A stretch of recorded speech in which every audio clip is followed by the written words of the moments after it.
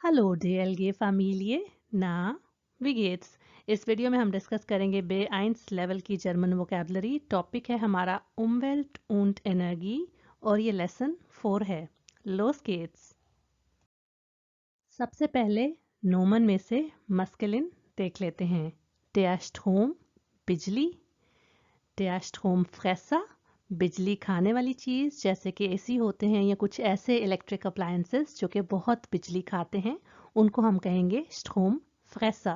फ्रेसा verb फ्रेसन से है जिसका मतलब हो जाता है खा जाना। Der Transportweg कहते हैं जो ट्रांसपोर्ट का रास्ता होता है, जैसे कि कहाँ की सब्जियां उगाई हुई दुनिया में कहाँ कौन से पार्ट में मिलती हैं, वो सारा उसका ट्रांसपोर्ट वेग होता है। Der Klimaschutz कहते हैं माहौल की हिफाजत, क्लाइमेट प्रोटेक्शन। उसके बाद है जी der Geldbeutel, आपका वॉलेट, आपका पर्स जिसमें पैसे होते हैं। Die Energie, die Region, बिल्कुल इंग्लिश जैसे दोनों लफ्ज हैं। Die Landschaft कहते हैं लैंडस्केप को, जो सीनरी होती है, खूबसूरत जो नेचर के नज़ारे होते हैं, लैंडशाफ्ट। डी एंटविकलुंग कहते हैं डेवलपमेंट को, जो चीज़ कोई बढ़ रही होती है, कैसे बनाई जा रही होती है, उसको कहते हैं एंटविकलुंग। जैसे कि एंटविकलुंग फॉन सॉफ्टवेयर एप्स und sowas। उसके बाद है जी डी हेयरस्टाइलुंग। हेयरस्टाइलुंग कहते हैं प्रोडक्शन को, कोई चीज़ किस तरह से तैयार की जाती है उसको कहते हैं हेयरस्टाइलुंग। जैसे कि चॉकलेट्स या केक बनाना या कोई भी चीज़ बनाना, उसको हेयरस्टाइलुंग कहा जाता है। Das Dach कहते हैं छत को। Das Feld फील्ड एरिया कोई भी जगह। Das Recycling बिल्कुल इंग्लिश वाला, पुरानी चीज़ को नई में बदल देना, जैसे कि पुराने पेपर को रिसाइकल करके नया करना। Das Lebensmittel खाने पीने की चीज़ें। उसके बाद है Das Energie Etiquette। ये हम देखें ना हाउस हाल्स इलेक्ट्रोगेटे पर हमें कुछ चिट्स नज़र आती हैं जिस पे लिखा होता है ना ये कितनी बिजली लेगा, तो उसको हम लेबल को एनर्जी एटिकेट कहते हैं। Der Lärm शोर, der Brand आग, der Anteil कहते हैं हिस्से को, शेयर को, किसी भी चीज़ में हो सकता है, जैसे कि बिल में भी हो सकता है। Der Haushalt कहते हैं हाउस होल्ड को, घर को। Der Anwohner जो कि घर में रहता है, रिहायशी या रेजिडेंट को कहते हैं der Anwohner। Die Gefahr कहते हैं खतरे को। Die Zukunft फ्यूचर मुस्तकबिल। Die Schonung कहते हैं हिफाजत को या फिर पौधे लगाने को, प्लांटेशन को भी कहते हैं Schonung। Die Wichtigkeit ये देखें विस्टिश आपने शुरू ही में याद कर लिया था एडजेक्टिव। विस्टिश होता है इम्पॉर्टेंट, तो विस्टिशकाइट होता है इम्पॉर्टेंस, अहमियत। डी फफ्लेगुंग कहते हैं खाने को, केटरिंग को। दस आबगाज कहते हैं धुएं को, जो गाड़ियों में से, फैक्ट्रियों में से धुआं निकलता है उसको कहते हैं दस आबगाज। इसका प्लूरल हो जाएगा दस आबगाज। दस हैंडल कहते हैं एक्शन को या फिर आपका जो रवैया होता है, बिहेवियर को भी कहते हैं। दस हाउस गेट कहते हैं होम अप्लायंस को, जैसे कि आपका हर्ट है, कूलश्रंक है, मिक्रोवेले है, बक ओवन है, ये सभी हाउस गेट हैं। दस ग्रुंडस्टुक देखें वर्ड से ही हमें पता चल रहा है कि इसका क्या मीनिंग है। ग्रुंड कहेंगे हम ग्राउंड को, स्टुक कहेंगे हम पीस को। तो प्लॉट को कहते हैं प्रॉपर्टी को या फिर एक लैंड के पीस को कहते हैं ग्रुंडस्टुक। दस ग्रुंडस्टुक। Der Umweltaktivist वो शख्स जो कि माहौल के लिए लड़ता है, एक्टिविस्ट है, तो उसको हम कहते हैं der Umweltaktivist। फेमिनिन क्या हो जाएगा ये आपने मुझसे कमेंट सेक्शन में शेयर करना है इसका। Der Blitz कहते हैं बिजली की चमक को। Der Klimawandel कहते हैं क्लाइमेट चेंज को, जो माहौल में तब्दीली हो रही है, हर साल ज़्यादा से ज़्यादा गर्मी होती जा रही है और पहाड़ों पे जो बर्फ़ है वो पिघलती जा रही है, तो इन सभी चीज़ों को हम der Klimawandel कहते हैं। der Stadtrand स्टार्ट हमें पता है सिटी को कहते हैं, तो रंड उसके अराउंड जो दायरा होता है, जो एक सिटी का हम कह लें एज होता है, उसको हम स्टार्ट रंड कहते हैं। उसके बाद है जी der Naturschutz। जो है नेचर की प्रोटेक्शन, कुदरत को हिफाजत करना, कुदरत की बल्कि हिफाजत करना हो जाएगा der Naturschutz। दी उमवेल्ट कहते हैं इन्वायरमेंट को, माहौल को। दी इंजल जजीरा, आइलैंड। दी फपाकुंग कहते हैं पैकिंग को, जिसमें चीज़ें पैक होके आती हैं, किसी भी चीज़ की पैकिंग को हम फपाकुंग कहते हैं।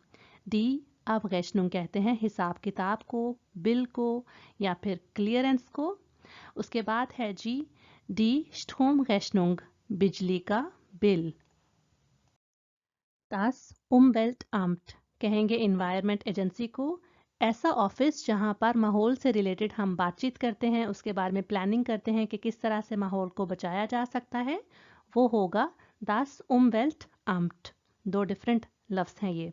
उसके बाद है जी Das Gewitter, गेविटा कहते हैं गरज को, जैसे कि थंडर स्टॉर्म होता है। उसके बाद है Das Klima, यहाँ हमने देखा था क्लीमा वांडल, और ये सिंपल क्लीमा है, क्लाइमेट ये देख लेते हैं कि ये हमेशा न्यूटर नाउन होता है। उसके बाद है das Stadtklima, किसी भी शहर का क्लाइमेट कैसा होता है वो होता है Stadtklima। अब हम कचरे से रिलेटेड कुछ वर्ड्स देख लेते हैं। der Müll कहते हैं कचरे को, गार्बेज। der Müllberg, बैग आपने आइंस आसवाय में याद कर लिया होगा, जिसका मतलब होता है पहाड़, तो कचरे का पहाड़। der Sperrmüll कहते हैं ऐसा कूड़ा जो बहुत ज़्यादा हो। अच्छा, जर्मनी में ना Sperrmüll एक स्पेशल तरह के कचरे को कहते हैं। जब कोई बंदा घर छोड़कर जाता है ना, तो कभी कभी वो अपने घर के बाहर सारे जो फर्नीचर के आइटम्स होते हैं ना, उनको वो रख जाता है, तो उसको इकट्ठा हम der Sperrmüll कहते हैं। उसके बाद है जी der Hausmüll, वो क्या होता है, हर घर का जो अलग अलग कूड़ा और कचरा होता है उसको कहेंगे Hausmüll। इसी तरह एक कैटेगरी होती है der Biomüll, जो कि होता है सिर्फ फ्रूट्स और वेजिटेबल्स के छिलकों का। उसके बाद है जी der Sondermüll, एक स्पेशल तरह का ये कचरा होता है, स्पेशली ऐसा गार्बेज जिसमें हम डेंजरस लिक्विड्स हों, जैसे कि सेल और बैटरीज होती हैं, तो उनको हम der Sondermüll कहते हैं। दी Mülltonne, टोने कहते हैं ड्रम को, तो ऐसे ड्रम्स जो कि घर के बाहर कूड़ा फेंकने के लिए रखे होते हैं उनको कहते हैं Mülltonne।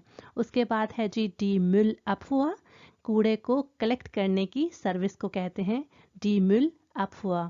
उसके बाद है डी Sammelstelle, जामल वर्ब जामल से है, जिसका मतलब होता है इकट्ठा करना।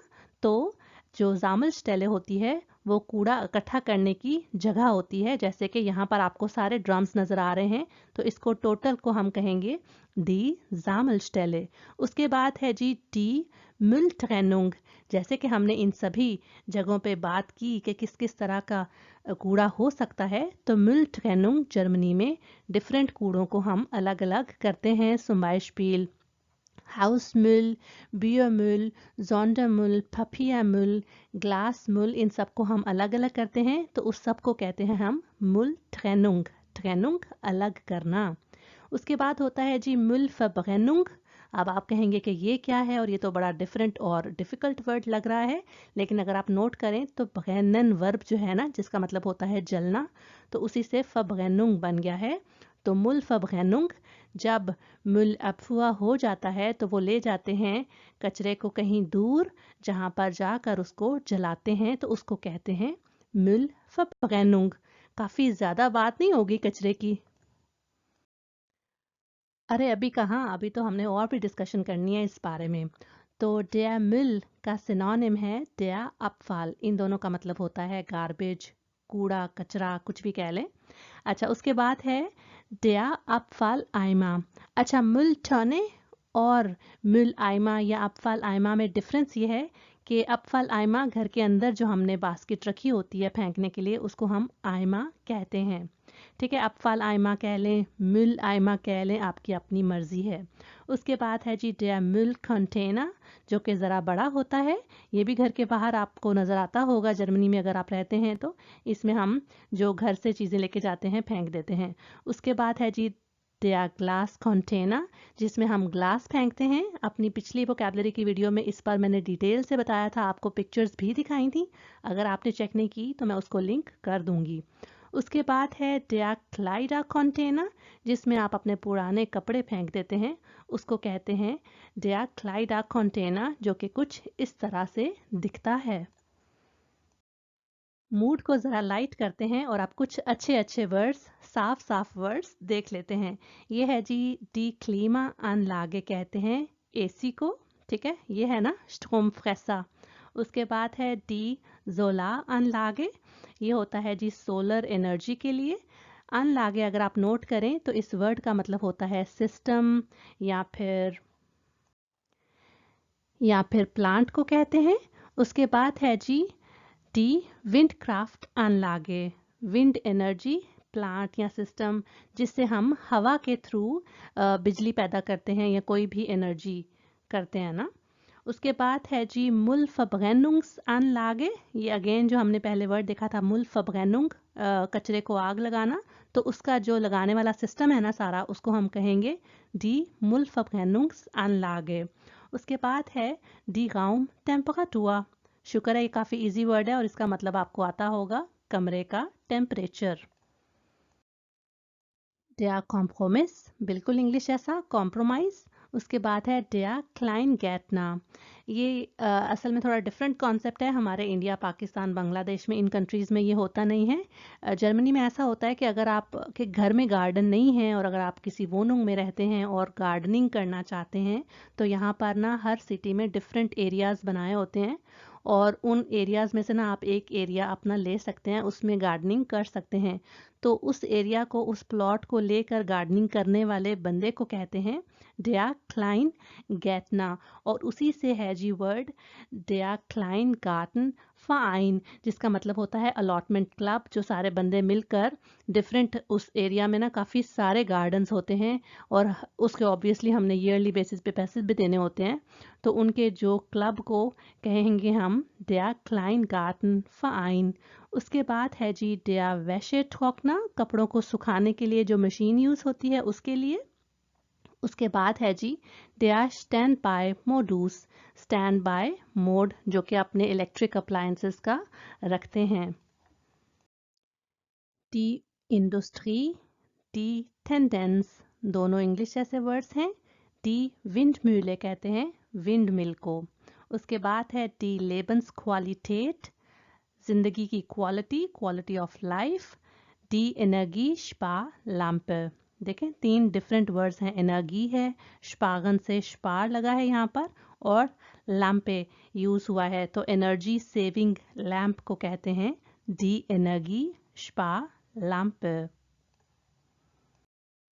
उसके बाद हम कुछ ऐसे वर्ड्स देख लेते हैं जिनके एंड में स्टॉफ लगता है। स्टॉफ का मतलब होता है स्टफ, सब्सटेंस, तो der Rohstoff कहते हैं क्रूड सब्सटेंस ना, जो कि अभी नेचुरल फॉर्म में हो, जैसे कि चावल और गंदुम है, जब वो अपनी असली शक्ल में होंगे तो वो Rohstoff कहलाएंगे। उसके बाद है जी der Kunststoff, ज़्यादातर कहते हैं प्लास्टिक को, ये सिर्फ ब्लॉक्स की पिक्चर्स ली है, लेकिन वैसे इसका मतलब हर वो चीज़ है जो कि सिंथेटिक या प्लास्टिक मटेरियल से बनी हो। उसके बाद है जी der Giftstoff, आप कहेंगे गिफ्ट, अच्छा जी गेशेंक की बात हो रही है, लेकिन जर्मन लैंग्वेज में ऐसा नहीं है। जर्मन लैंग्वेज में गिफ्ट कहते हैं जहर को, पॉइजन को, तो गिफ्ट स्टॉफ होगा पॉइजनस सब्सटेंस ना, ठीक है। उसके बाद है जी der Müllabfuhrwagen, फिर से मुल आ गया है हमारी वोकैबलरी लिस्ट में। ये होती है जी वो कार्ट जो कि कूड़ा लेकर जाती है। उसके बाद है der Wirtschaftszweig, थोड़ा सा डिफरेंट वर्ड है इस वोकैबलरी की लिस्ट में, लेकिन ये भी इम्पॉर्टेंट था। वेटस्टाफ्ट कहते हैं इकोनॉमी को और स्वाइग कहते हैं ब्रांच को। पहली बार ये वर्ड मैंने डॉइचे वेले की न्यूज़ सुनते हुए याद किया था, तो वेटस्टाफ्ट स्वाइग कहते हैं ब्रांच ऑफ इकोनॉमी ना। डी गेमाइंडशाफ्ट कहते हैं कम्युनिटी को। डी फोरबेराइटुंग कहते हैं तैयारी को, प्रेपरेशन को। डी आइनकाउफ्सटाशे, खरीदारी करने के लिए जो आपका बैग होता है, शॉपिंग बैग, उसको कहते हैं। उसके बाद है जी डी किशविंडिशकाइट, स्पीड को ना, स्पीड को कहते हैं। उसके बाद है टी लुफ्ट verschmutzung। पिक्चर देख के आपको पता चल गया होगा, लुफ्ट कहते हैं हवा को, एयर, तो verschmutzung कहेंगे हम पॉल्यूशन को। तो हवा की जो आलूदगी है जिससे हमें सांस लेने में बहुत मसला होता है उसको कहेंगे डी लुफ्ट verschmutzung। जल्दी से कुछ वर्ब्स देख लेते हैं। स्पागन होता है बचाना, zum Beispiel Geld sparen oder Energie sparen। लुफ्टन जो कि अभी हमने नाउन पढ़ा था लुफ्ट, लुफ्ट से लुफ्टन वर्ब बन गया। लुफ्टन होता है हवा लगवाना, कपड़ों को या कमरे को वेंटिलेट करना, दोनों के लिए हम लुफ्टन वर्ब यूज कर सकते हैं। उसके बाद है ज़ेंकन गिरना, zum Beispiel die Temperatur senkt। उसके बाद है ट्रेनन जो कि हमने मुल ट्रेनुंग में भी पढ़ा है, ट्रेनन अलग अलग करना, एंटसॉर्गन फेंकना, चीज़ को ज़ाया कर देना। उसके बाद है वेग व्याफन ओडा व्याफन, व्याफन भी होता है फेंकना, जैसे कि हम कूड़ा फेंकने जाते हैं तो मुल व्याफन ओडा वेग व्याफन, दूर फेंकना या फेंक देना, दोनों के लिए हम ये वर्ड्स यूज़ कर सकते हैं। मैंने एक साथ ये इकट्ठे कर दिए हैं वो सारे के सारे वर्ब्स जिनके शुरू में बे आता है और ये हमें पता है कि टूटते नहीं हैं, ये उन ट्रेन पागे व्यापन हैं।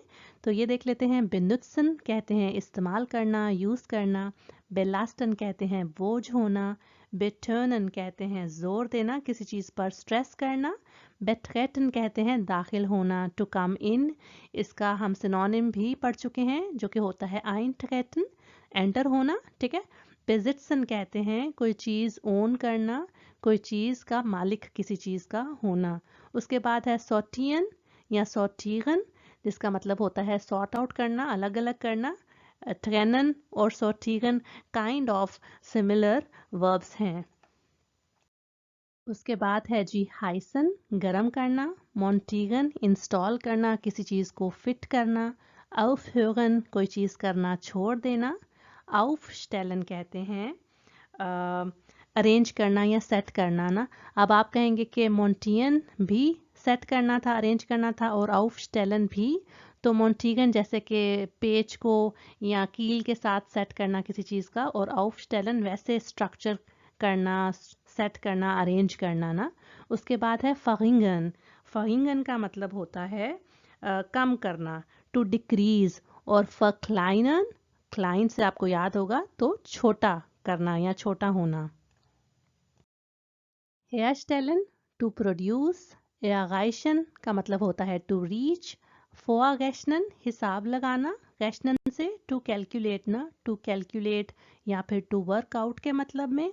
verbinden का मतलब होता है कनेक्ट करना, जोड़ना। schützen हिफाजत करना, प्रोटेक्ट करना। verschmutzen गंदा करना, जैसे कि हम सब मिलकर इस दुनिया को कर रहे हैं, हालांकि करना नहीं चाहिए। अब गेबन के बहुत से मीनिंग्स हैं जिनमें से दो हैं जमा करवाना या फिर छोड़ना। छोड़ना इस रेफरेंस से कि जैसे कि गाड़ियों में से जो धुआं निकलता है उसके लिए हम अब गेबन वर्ड यूज़ करते हैं। आइनश्लागन का मतलब होता है मारना, हिट करना, जैसे कि कील पर हथौड़ी मारने को भी हम आइनश्लागन कहते हैं। प्रोडुसीगन प्रोड्यूस करना हेयरस्टाइलन का सिनोनिम है। उसके बाद है जी आइनशाल्टन और आउसशाल्टन, बिजली के जो अप्लायंसेस हैं उनको ऑन करना और ऑफ करना। हिन ब्रिंगन होता है ब्रिंगन टू ब्रिंग लाना, तो हिन ब्रिंगन टू टेक देर उधर ले जाना। अनफैटिगन होता है बनाना, कोई चीज़ मुकम्मल करना। फैटिश से आप इसको याद रख सकते हैं। फब्गाउखन का मतलब होता है इस्तेमाल करना। उसके बाद है फउज़ाखन टू कॉज, कोई चीज़ शुरू करना। नाफ्गागन होता है सिंपल फ्गागन सवाल करना, तो नाफ्गागन फिर से सवाल करने के लिए हम यूज़ करते हैं। उसके बाद है खापुट गेन खराब हो जाना, कोई चीज़ खराब हो जाना, खापुट गेन। वाइटा गेन तरक्की करना, आगे बढ़ते जाना, आगे चलते जाना के लिए हम वाइटा गेन यूज़ करते हैं, और ये टूट कर दोनों वर्ड्स यूज़ होते हैं सेंटेंसेस में। फ्रियन जम जाना, टू फ्रीज। श्मेल्सन पिघल जाना, टू मेल्ट। जिश लोनन का मतलब होता है टू बी वर्थ इट। जिश लोनन sich weigern का मतलब होता है इनकार करना, to refuse, sich leisten können, कोई चीज़ अफोर्ड कर सकना, sich ausruhen जिसका मतलब होता है रिलैक्स करना, रेस्ट करना। और ये आप नोट कर रहे हैं कि ये सभी के सभी वर्ब्स, ऊपर वाला छोड़ के सॉरी, ये सभी के सभी वर्ब्स जो हैं रिफ्लेक्सिव वर्ब हैं। उसके बाद कुछ एडजेक्टिव्स की बारी है। रेगियोनल, लोकल, रीजनल के लिए यूज होता है। आउट ऑफ राय, गाड़ियों से फ्री, गाड़ियों से पाक। रीजिश कहते हैं बहुत ज़्यादा को, वास्ट, ह्यूज। थियरिश कहते हैं जानवरों से बनी हुई कोई चीज़। फ्लांसलिश, पौधों से बनी हुई कोई चीज़। एंटस्पंट कहते हैं रिलैक्स्ड को, पुरसकून को, एंटस्पंट। स्पारजाम कहते हैं बचाना, सेव करना, कंजूसी से पैसे यूज करना। स्पारगंट कहते हैं, इसका मतलब भी सेव करना होता है। Beispiel Energiesparend, Benzinsparend, Kostensparend, Zeitsparend, Stromsparend। इसमें काफ़ी सारे वर्ड्स जो अभी हमने बोले हैं वो आज के टॉपिक से रिलेटेड ही हैं। उसके बाद है जी नॉयलिश, जिसका मतलब होता है रिसेंटली, नई ही कोई चीज़ हुई हो तो नॉयलिश के साथ हम उसको बता सकते हैं। उन मॉडर्न, जो चीज़ मॉडर्न नहीं है उसको हम उन के साथ बना सकते हैं, उन मॉडर्न। वर्शंटलिश कहते हैं वीकली, हर हफ्ते जो चीज़ हो उसके लिए हम वर्शंटलिश यूज़ करते हैं। उसके बाद है फियतसेन ठेगिश, 14 दिन के बाद जो चीज़ हो। ये दोनों वर्ड्स मैंने इसलिए लिखे हैं, जो हमने पढ़ा था ना कि मुल अबफुआ की जो वागन आती है तो वो या तो वर्शंटलिश आती है या फिर फियतसेन ठेगिश, वीकली या फिर 14 दिन बाद वो कूड़ा लेकर जाते हैं और उसको डिस्पोज करते हैं। फ्रुआ कहते हैं पहले को, पहले के जो टाइम थे उस टाइम के लिए हम फ्रुआ यूज़ करते हैं। और फ्यूगेंट कहते हैं सबसे आगे, सबसे पहले लीड करने वाला, ठीक है। क्रिटिश कहते हैं क्रूशल को, ज़रूरी को या क्रिटिकल को। अल्टरनेटिव बिल्कुल इंग्लिश जैसा। एंटफेंट कहते हैं दूर। और फर्नुफ्टिश कहते हैं सेंसिबल को, जो बहुत सीरियस हो उसके लिए हम फर्नुफ्टिश यूज़ करते हैं। unnötig, जिस चीज़ की ज़रूरत ना हो, unnötig उसके लिए हम यूज़ करते हैं।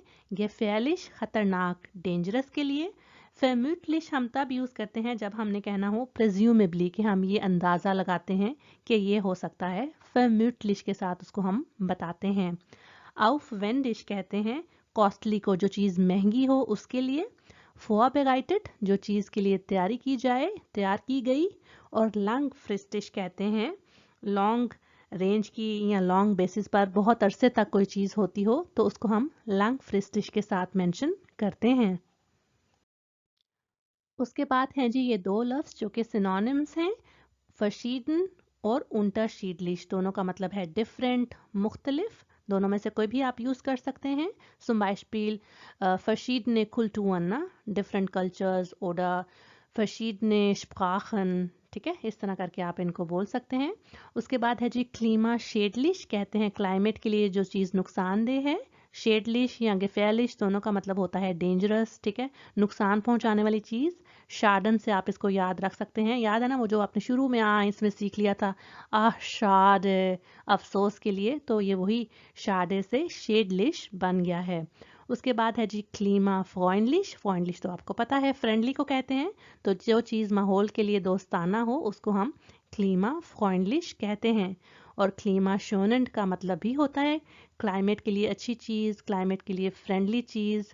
उसके बाद है जी उमवेल्ट शोनेंट, अगेन इन्वायरमेंट के लिए जो अच्छी चीज़ है, फ्रेंडली चीज़ है, मुनासिब चीज़ है, जो कि नुकसान नहीं पहुंचाती, उनके लिए हम ये दो वर्ड्स यूज़ कर सकते हैं।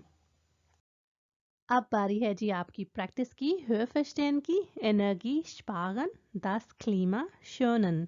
ये लिया गया है एक बुक से जिसका लिंक मैं डिस्क्रिप्शन बॉक्स में दे दूंगी, और मुझे अच्छा लगेगा अगर आप इसको सॉल्व करके मेरे साथ अपने आंसर शेयर करें कमेंट सेक्शन में। तो टास्क है जी kreuzen Sie an, richtig oder falsch। Nummer 1. Alle Zimmer müssen die gleiche Temperatur haben. Beim Heizen kann man Geld sparen. 3. Seine Freundin friert manchmal in seiner Wohnung. Viel Glück!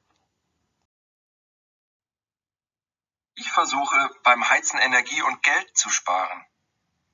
Ich mache öfter mal am Tag 10 Minuten die Fenster auf und drehe in dieser Zeit die Heizung ab.